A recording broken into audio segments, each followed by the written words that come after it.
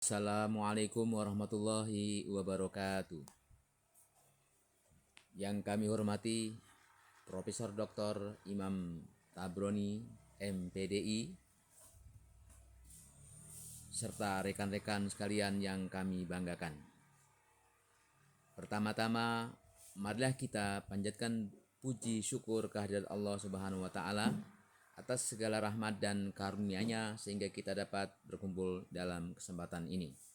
Perkenalkan, kami dari kelompok 8 yang beranggotakan 1. Devi Purnamasari dengan nomor induk mahasiswa 22811300612. 2. Muhammad Farihin dengan nomor induk mahasiswa 22811300619.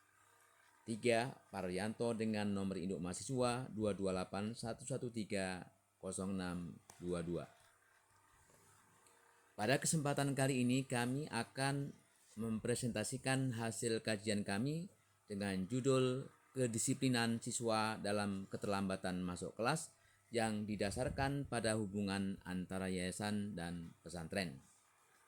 Dalam presentasi ini kami akan membahas bagaimana keterlambatan siswa masuk kelas dapat dipengaruhi oleh pola hubungan antara yayasan dan pesantren, serta bagaimana solusi yang dapat diterapkan untuk meningkatkan kedisiplinan siswa. Kami berharap presentasi ini dapat memberikan wawasan baru dan kami juga terbuka untuk diskusi setelahnya. Demikian pengantar dari kami, tanpa berlama-lama, mari kita mulai pembahasan ini. Sekian dan kami persilakan. Pendahuluan dari penelitian ini adalah kedisiplinan menjadi salah satu indikator penting dalam menciptakan lingkungan belajar yang efektif dan produktif. Dan kedisiplinan siswa menjadi sangat berarti pada kemajuan sekolah yang disiplin akan selalu menciptakan proses belajar yang baik. Tetapi jika sebaliknya, di sekolah yang tidak disiplin, maka proses pembelajaran akan terasa tidak nyaman, tidak teratur, hingga memicu siswa untuk melanggar aturan. Pelambatan siswa dapat disebabkan oleh berbagai faktor, baik itu internal maupun eksternal. Nah, contoh dari internal, siswa mungkin mengalami masalah seperti kebiasaan tidur larut malam, kurangnya motivasi untuk belajar, atau masalah kesehatan. Sementara itu, faktor eksternal seperti jarak rumah yang jauh dari sekolah, kondisi transportasi yang tidak memadai, dan pengaruh lingkungan sosial juga berkontribusi terhadap keterlambatan. Dalam konteks yayasan dan pesantren seperti perbedaan jadwal kegiatan, kebijakan yang tidak sinkron, lalu beban aktivitas yang tinggi, dan kurangnya koordinasi antara pihak pesantren dan yayasan juga dapat memengaruhi perilaku kedisiplinan siswa. Pentingnya penanganan masalah keterlambatan ini tidak dapat diabaikan. Jika dibiarkan, kebiasaan keterlambatan dapat menjadi norma yang merugikan bagi proses belajar mengajar dan perkembangan karakter siswa. Oleh karena itu, diperlukan pendekatan yang komprehensif dalam menangani masalah ini. Beberapa strategi yang dapat diterapkan meliputi komunikasi yang efektif antara guru, orang tua, dan siswa, penerapan sanksi yang mendidik, serta penguatan disiplin melalui kegiatan pembelajaran yang menarik. Penelitian ini akan dibahas lebih lanjut mengenai kedisiplinan siswa dalam keterlambatan masuk kelas dengan fokus pada perbandingan antara yayasan dan pesantren. Penelitian ini bertujuan untuk mengidentifikasi penyebab keterlambatan serta mengevaluasi efektivitas berbagai pendekatan dalam meningkatkan kedisiplinan siswa. Diharapkan hasil penelitian ini dapat memberikan rekomendasi praktis bagi pendidik dan pengelola lembaga pendidikan dalam menciptakan lingkungan belajar yang lebih disiplin dan produktif.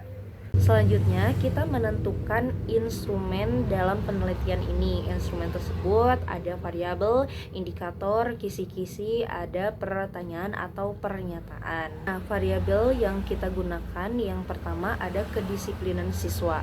Di sini kita mengukur melalui tingkat keterlambatan, kehadiran, dan kepatuhan terhadap tata tertib. Yang kedua ada faktor pengaruh. Di sini ada dukungan orang tua, ada metode pengajaran guru, dan lingkungan sekolah atau pesantren. Lalu indikator yang kita terapkan ada 3 ya. Yang pertama tingkatan keterlambatan, yang kedua kehadiran, yang ketiga kepatuhan terhadap aturan. Nah, di dalam tingkat keterlambatan kita menentukan jumlah siswa terlambat dalam seminggu. Lalu ada di dalam kehadiran presentasikan kehadiran siswa per bulan. Lalu kepatuhan terhadap aturan, jumlah pelanggaran tata tertib dalam periode tertentu. Untuk kisi-kisi kita bisa dilihat gambar di samping. Ini ada variabel dan indikator sesuai yang tadi saya sebutkan. Nah, di sini pertanyaan atau pernyataannya harus sinkron dengan instrumen, indikator, dan variabelnya. Pertanyaan atau pernyataan yang kami hasilkan ada 3 pertanyaan. Yang pertama ada seberapa sering Anda terlambat masuk kelas. Di sini ada optionnya sangat sering, kadang-kadang, jarang, dan tidak pernah. Yang kedua pertanyaannya apakah Anda hadir setiap dalam seminggu. Ada optionnya ada ya dan tidak. Dan yang terakhir apakah Anda pernah melanggar aturan sekolah. Di sini optionnya ada ya dan tidak. Nah, peserta didik yang diikuti atau diteliti dalam penelitian ini yaitu merujuk pada kelas 9, yaitu dengan jumlah 32 siswa di MTS Ma'arif NU Wanayasa. Yang pertama yaitu teknik pretest. Seperti yang saya sampaikan tadi, teknik pretest yaitu dilakukan sebelum intervensi. Kami mengukur kondisi awal peserta didik dengan mengobservasi tingkat kedisiplinan siswa melalui catatan keterlambatan dan kuesioner tentang perlakuan disiplin. Yang kedua yaitu perlakuan atau treatment. Nah, setelah pretest tadi, intervensi dilakukan berdasarkan kebijakan baru atau metode yang ingin diuji. Nah, kita menerapkan aturan baru mengenai kedisiplinan. Teknik yang ketiga yaitu teknik post-test dilakukan setelah intervensi. Nah, di sini kita mengukur perubahan yang terjadi setelah perlakuan dengan cara yang sama seperti pretest tadi, dan kita mengobservasi keterlambatan siswa kembali. Uji statistik. Nah, menggunakan uji T untuk menentukan apakah perbedaan antara pretest dan protest signifikan secara statistik. Lalu ada interpretasi data. Nah, di sini ada 3 yaitu perubahan kedisiplinan, faktor penyebab, dan rekomendasi. Nah, di sini perubahan kedisiplinan itu menilai apakah terdapat peningkatan kedisiplinan yang signifikan setelah pelakuan. Yang kedua, faktor penyebab. Di sini menganalisis faktor-faktor yang mungkin berkontribusi terhadap perubahan tersebut seperti dukungan dari guru dan orang tua atau pihak pesantren. Yang ketiga ada rekomendasi. Berdasarkan hasil penelitian memberikan rekomendasi untuk perbaikan lebih lanjut dalam kebijakan kedisiplinan di sekolah. Setelah menentukan teknik, kita ada hasil dari pretest dan post-test tersebut. Nah, hasil dari pretest sebelum intervensi, data menunjukkan bahwa rata-rata keterlambatan siswa dalam seminggu adalah 10 keterlambatan per siswa, dengan 60% siswa terlambat lebih dari 3 kali dalam sebulan.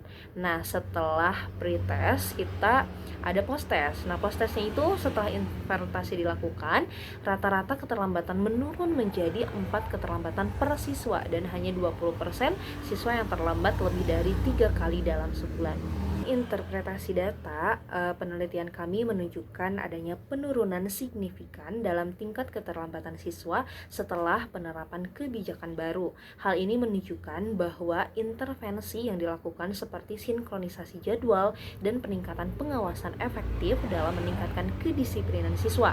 Di sini ada uji statistik ya, atau uji T, dapat digunakan untuk menilai signifikansi perbedaan antara pretest dan posttest yang kemungkinan akan menunjukkan nilai P lebih dari 0,05, mendikasikan bahwa hasil tersebut tidak terjadi secara kebetulan. Di dalam penelitian ini kami menemukan 3 temuan atau hasil perubahan. Yang pertama, peningkatan kedisiplinan. Di sini terdapat penurunan yang signifikan dalam jumlah keterlambatan siswa setelah perlakuan. Yang kedua, ada respon positif siswa. Nah, siswa ini menunjukkan respon positif terhadap kebijakan baru yang diterapkan, dengan banyak yang melaporkan merasa lebih termotivasi untuk hadir tepat waktu. Yang ketiga, ada dukungan lingkungan. Nah, di dalam dukungan dari guru dan orang tua atau lingkungan pihak pesantren berkontribusi pada keberhasilan intervensi ini, menciptakan lingkungan yang lebih disiplin dari di sekolah. Nah, di sini ada diagram atau grafik yang telah saya sebutkan tadi dari hasil pretest dan posttestnya. Di sini ada jenis pengukuran, ada pretest dan posttest, lalu rata-rata keterlambatan tadi 10 siswa, dan di dalam posttest menjadi 4 siswa. Nah, di sini presentasi siswanya sangat signifikan ya. Di dalam pretest itu terdapat 60% dan di dalam posttest itu terdapat 20%. Ada argumentasi berdasarkan data dan literatur. Nah, hasil penelitian kami menunjukkan bahwa intervensi yang dilakukan dalam bentuk sinkronisasi jadwal dan pengawasan yang lebih ketat berhasil menurunkan rata-rata keterlambatan siswa dari 10 keterlambatan per siswa pada pretest menjadi 4 keterlambatan per siswa pada posttest. Nah, selain itu, presentasi siswa yang terlambat lebih dari 3 kali dalam sebulan menurun dari 60% menjadi 20%. Nah, temuan ini sejalan dengan penelitian oleh Diah et al. Pada tahun 2021 yang menekankan bahwa penerapan tata tertib yang ketat dalam meningkatkan kedisiplinan siswa secara signifikan. Nah, penelitian ini oleh Hernawati 2017 juga menunjukkan bahwa penerapan sanksi berjenjang berkontribusi positif terhadap kedisiplinan siswa. Nah, dalam konteks ini, kebijakan baru yang diterapkan dalam PTK ini dapat dianggap sebagai langkah strategis untuk menciptakan lingkungan belajar yang lebih disiplin. Gagasan tim peneliti adalah bahwa keberhasilan interpretasi tidak hanya bergantung pada aturan. Nah, penelitian lain oleh Hernawati pada tahun 2017 juga menunjukkan bahwa penerapan sanksi berjenjang berkontribusi positif terhadap kedisiplinan siswa. Dalam konteks ini, kebijakan baru yang diterapkan dalam PTK ini dapat dianggap sebagai langkah strategis untuk menciptakan lingkungan belajar yang lebih disiplin. Gagasan tim peneliti adalah bahwa keberhasilan intervensi tidak hanya bergantung pada aturan yang diterapkan, tetapi juga pada dukungan dari guru dan orang tua atau lingkungan sekitar seperti guru-guru pesantren, seperti yang dituangkan oleh Wijiningsih pada tahun 2015 mengenai pentingnya kolaborasi antara sekolah dan keluarga dalam membentuk sikap disiplin.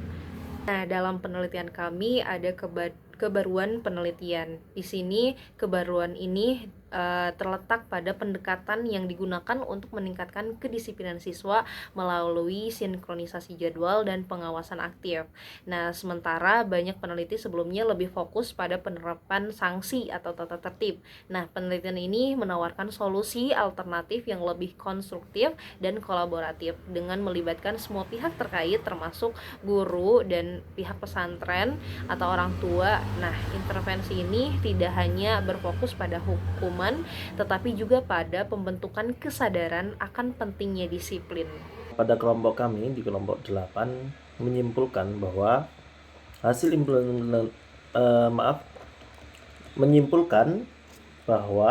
implementasi dalam pembelajaran menunjukkan bahwa penerapan penelitian, tindakan kelas ataupun PTK yang terdiri dari identifikasi masalah, pendanaan tindakan, pelaksanakan tindakan, observasi hasil belajar dan refleksi dapat meningkatkan pemahaman konsep siswa, motivasi siswa belajar, serta keterlibatan aktif siswa dalam proses pembelajaran.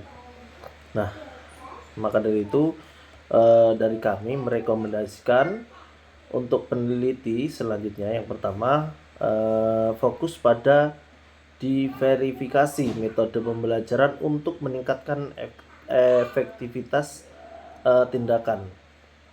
Yang kedua, menggunakan instrumen evaluasi yang lebih aktif dan variatif untuk mendapatkan data hasil belajar yang lebih komprehensif. Dan yang ketiga, melibatkan pihak luar seperti kolega,